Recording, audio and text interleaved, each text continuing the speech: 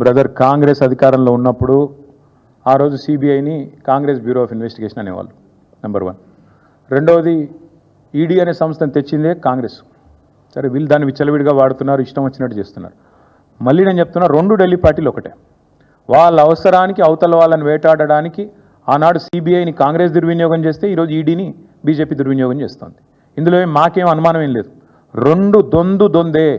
2 ఢిల్లీ పార్టీలు వాళ్ళ అవసరం కోసం, వాళ్ళ వాళ్ళ వాళ్ళ రాజకీయం కోసం ఎలాంటి అరాచకత్వానికైనా పాల్పడతారు. ఇందులో 2 కూడా ఎక్సెప్షన్ కాదు. ఇవాళ కాంగ్రెస్ ఏడవచ్చు, రేపు బీజేపీ ఏడవచ్చు. ఇంకొక మాట అడుగుతాను బ్రదర్, మీరు అన్నారు కాబట్టి, అదే ఈడీ కేజ్రీవాల్ గారి మీద కేసు పెడితే, ఇంకొకరి మీద కేసు పెడితేనేమో కాంగ్రెస్కి చాలా సంబరంగా ఉంటుంది. కానీ ఈడీ తమ దాకా వస్తే మాత్రం ఇబ్బంది అవుతుంది. కాబట్టి కాంగ్రెస్ కూడా ఒక క్లారిటీతో ఉండాలి. ఈడీ మంచిదా చెడ్డదా? మంచిదైతే నీకు కూడా మంచిదే కావాలా, లేదా చెడ్డదైతే అందరికీ చెడ్డది కావాలి. అంతేగాని వేరే వాళ్ళు నీకు రాజకీయంగా పడని వాళ్ళ విషయంలో అయితే నీకు బాగున్నప్పుడు, అనుకూలంగా ఉన్నప్పుడేమో ఈడీ మంచిది, లేకపోతే చెడ్డది అంటే ప్రజలు కూడా నవ్వుకుంటారు. గుర్తుపెట్టుకోవాలి. అధికారులు అనుకూలంగా వ్యవహరించవద్దని నేను అనడం లేదు. నేను చెప్పేది ఏమంటే చట్టబద్ధంగా వ్యవహరించండి అని చెప్తున్నాను. రేవంత్ రెడ్డి అనే మూర్ఖుడు ఒకవేళ తప్పుడు పనులు చేస్తే, ఆ తప్పుడు పనులకు ఎవరైనా వంత పాడితే వాళ్ళు కూడా చట్టపరంగా ఇబ్బందులు పడతారు. ముఖ్యంగా పోలీసులు ఎవరైతే ఇవాళ రెచ్చిపోయి రేవంత్ రెడ్డి గారి ప్రైవేట్ సైన్యంలాగా పనిచేస్తున్నారో, మా కార్యకర్తలు, మా సామాన్యమైన మరి క్షేత్రస్థాయిలో పనిచేసే సోదరుల మీద కూడా కేసులు పెడుతున్నారో వాళ్ళకి నేను చెప్తున్నా, వాళ్ళెవరో వాళ్ళకు కూడా తెలుసు. ఎక్స్ట్రాలు చేస్తే సుప్రీంకోర్టు ఉంది, ఈ దేశంలో న్యాయ వ్యవస్థ బతికే ఉంది. మేము కూడా కోర్టుకు పోతాం, మీరు కూడా ఊచలు లెక్క పెట్టక తప్పదని చెప్తాం.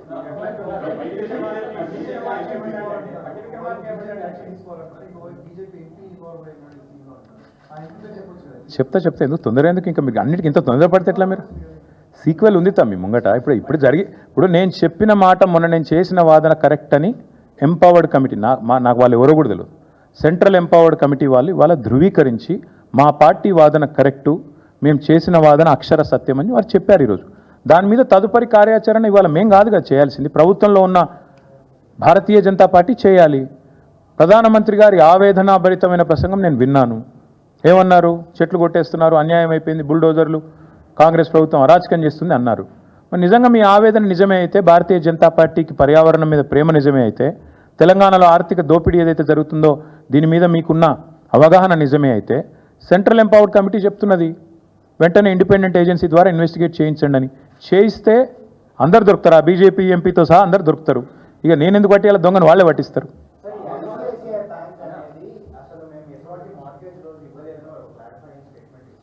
వాళ్ళు ఇచ్చారు. కానీ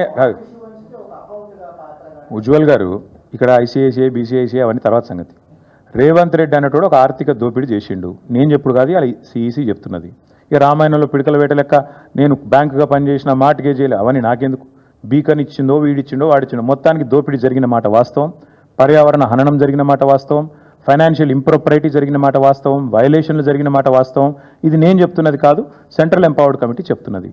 now if you want to live in denial and say that Central Empowered Committee is also wrong, then I only hope that Union government will wake up and let Revanth Reddy smell the coffee.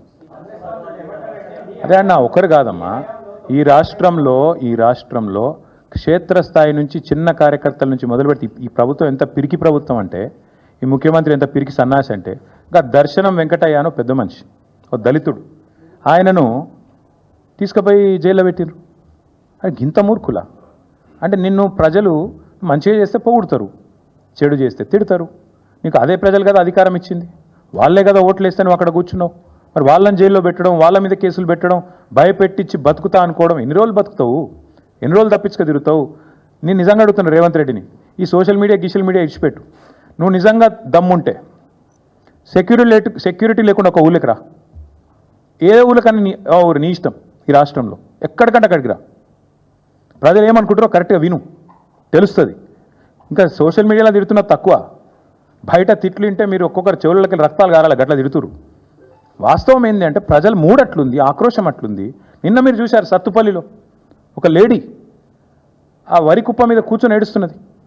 శ్మశానంలో ఇలా ధాన్యం ఆరబోసుకునే పరిస్థితి వచ్చింది ఈయన వచ్చిన తర్వాత.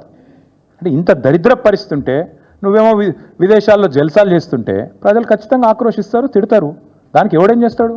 ప్రజాస్వామ్యంలో ప్రజాపాలనలో ప్రజాస్వామిక స్ఫూర్తి ఉండాలి. ప్రజలు విమర్శిస్తే తీసుకోవాలి, పొగిడితే సంతోషపడాలి. తప్పే ఉంది అందులో.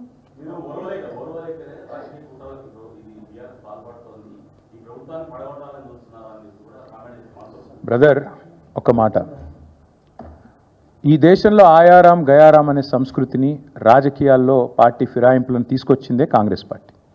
ఆయారాం గయారాం అని స్టార్ట్ చేసింది హర్యానాలో ఇందిరాగాంధీ. ఆడికెళ్ళి ఇప్పటిదాకా 2004లో మాతో పాటు కలిసి పోటీ చేశారు వీళ్ళు, ఇదే కాంగ్రెస్ వాళ్ళు. పోటీ చేస్తే 26 మంది మేము గెలిచినాం.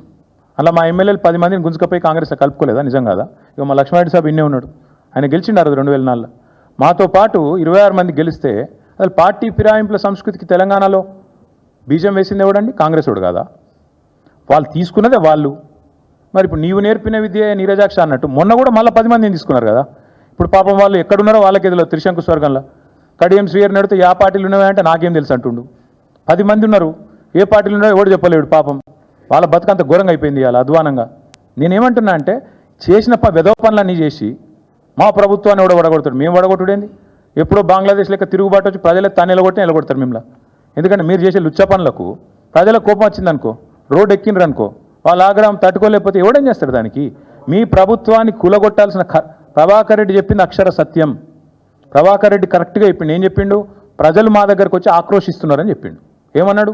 అన్న మేము తిరుగుతున్నప్పుడు వచ్చిన వాళ్ళు వచ్చి అంటారు ఎన్ని రోజులు భరించాలి దరిద్రాన్ని, ఎత్తవతల వాడే రాదుండ్రన్నా అంటున్నారు. మేము చేస్తామని చెప్పలేదు కదా, ప్రజలు చెప్తున్నారు, ఇట్లా అంటున్నారు. కొంతమంది అయితే మేము పైసలు కూడా చందాలు వేసుకొని ఇస్తాం రాబోయ్, వీళ్ళు కులగొట్టు రూకే లొల్లేందని అంటున్నారు అని కూడా చెప్పిండు. ఎస్, మాతో కూడా అంటున్నారు, కానీ మేము కులగొడతామని చెప్తలేం.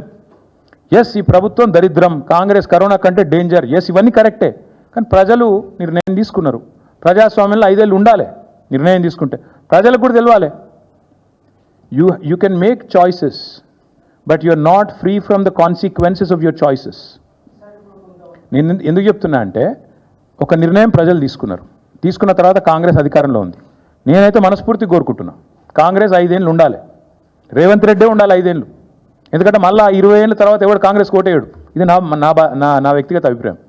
కాబట్టి మాకు ఈ దిక్కుమాలిన ప్రభుత్వాన్ని కూలగొట్టే ఆలోచన కానీ ఎజెండా కానీ కర్మ కానీ మాకు లేదు. అవసరమైతే సందర్భం వస్తే ప్రజలే రోడెక్కుతారు, తొక్కి అవతల వాడేస్తారు. ఇంతకంటే పెద్ద పెద్ద నియంత్రణలే కొట్టుకపోయినారు. Thank you.